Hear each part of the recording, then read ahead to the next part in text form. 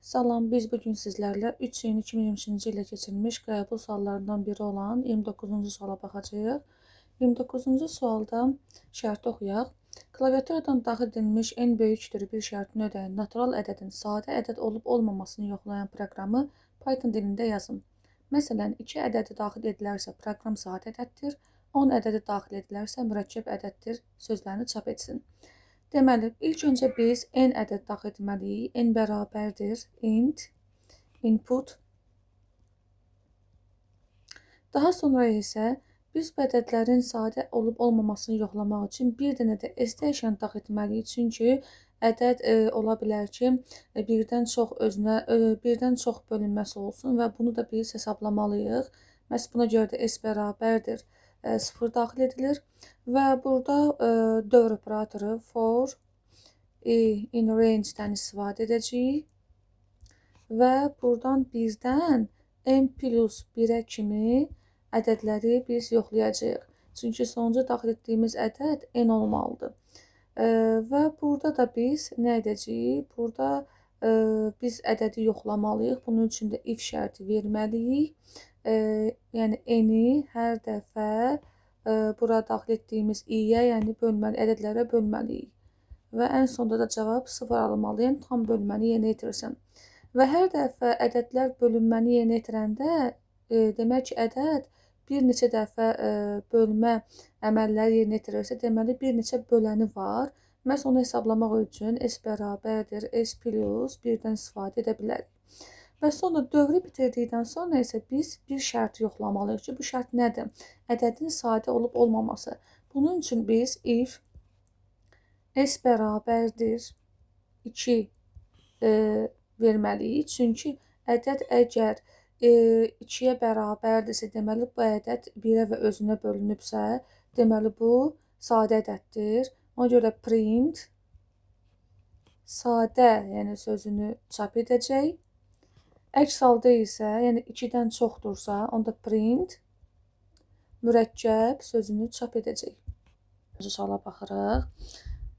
Deməli, 30-cu sualın şərtini oxuyaq. A dəyişəninə siyahı tipində elementlər daxil edilmişdir və həmin elementlərin ilk və son rəqəmlərinin cəminin 2 mislini hesablayıb çapa verən proqramı Python dilində yazın. İlk öncə biz A dəyişəni olduğu kimi daxil edirik.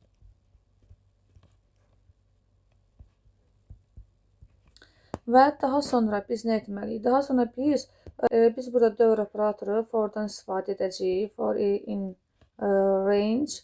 Bəs buradakı elementlər necə müraciət edəcəyik? Biz bilirik ki, birinci elementimiz 351-dir və onun da indeksi 0-dır.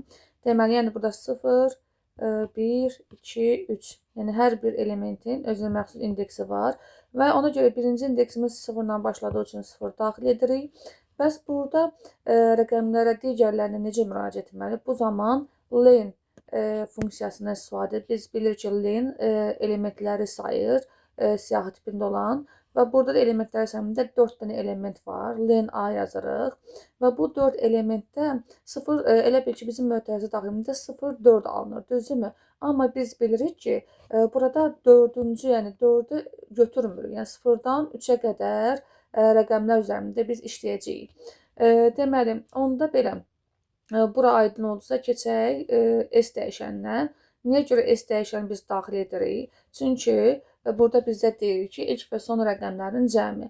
Məhz buna görə də STR tipinə salmalıyıq həmin ədədləri.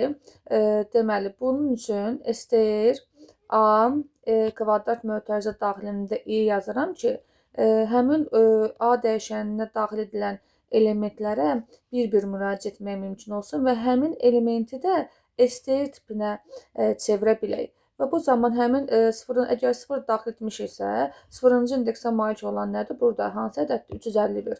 351-i biz nəyə çevirmiş olduq? STR tipinə çevirmiş olduq. Bunu da biz nə üçün edirik? Burada birinci və sonuncu rəqəmə müraciət etmək daha sadə olsun. Bəs bu necə olacaq? Bunun üçün də yenə B dəyişəni daxil edirik və int tipinə çevirməliyik ki, S0 bu deməkdir ki, S dəyişəninin 0-cı indeksi nədir? Burada 0-cı indeksi 3-dür. və həmin bu 3 STR tipində daxı biz bunu rəqəm tipinə, yəni ədəd tipinə çevirmək istəyiriksə, bu zaman intdən istifadə edirik və bu da bizi nə edir? Üçümüzü rəqəm formasına çevirmiş olur. Və bu qayda ilə də biz C dəyişəni daxil edirik ki, sonuncu rəqəmi çıxara bilək. Int S sonuncu rəqəmi çıxarmaq üçün isə bu zaman biz bura 2 yazmalı deyilik. Biz bura -1 yazmalıyıq. Çünki biz bilirik ki, indeksləmə həmçinin mənfilər də olur. -1 buradan başlayır və 5 misal üçün -2, 3 də -3 olur və ya mənfilərdə sıfırdan başlama yoxdur. Məhz buna görə də -1 yazmalıyıq ki, sonuncu rəqəmə müraciət etmiş olaq və bu da int tipindən istifadə edərək bir sətr tipində olduğu üçün onu rəqəm tipinə çevirmiş oluruq.